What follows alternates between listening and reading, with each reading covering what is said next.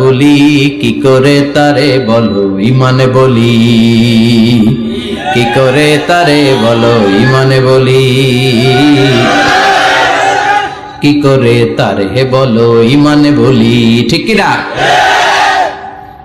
যে ইমান ইমানে ভুলে নাস্তিকতার মঞ্চে ওঠে, এরকম আছে না নাই?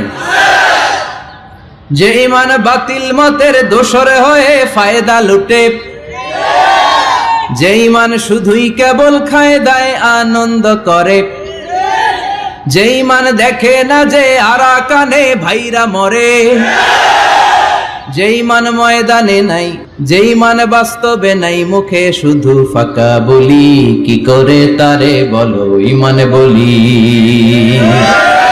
কি করে তারে বলো ইমানে বলি, কি করে তারে বলো ইমানে বলি। ঠিক কিনা?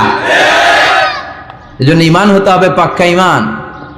ইমান জ্বলে উঠতে হবে বারুদের মতো যদি অন্যায় দেখে। চিল্লা এখন ঠিক কিনা? লুকিয়ে লুকিয়ে ইমান আনলো। ফেরাউনের বউ আসিয়া অর্থমন্ত্রীর বউ দুইজন মিলে ফেরাউনের কাছে ঘটনা পৌঁছে গেল, খবর পৌঁছে গেল। ফেরাউন ডেকে পাঠালো। দুধের বাচ্চাকে নিয়ে ফেরাউনের অর্থমন্ত্রীর বউ হাজির। কুখ্যাত সন্ত্রাসী ফেরাউনের নিজের বউ আসিয়াও হাজির। ফেরাউন বলে, এক আল্লাহর উপর কুফরির ঘোষণা দে, আল্লাহকে বলে যা, আমার পায়ের সামনে সেজদা দে, আমি মাফ করে দেব। আসিয়ার এক কথা, জীবন যাবে কিন্তু ইমান যাবে।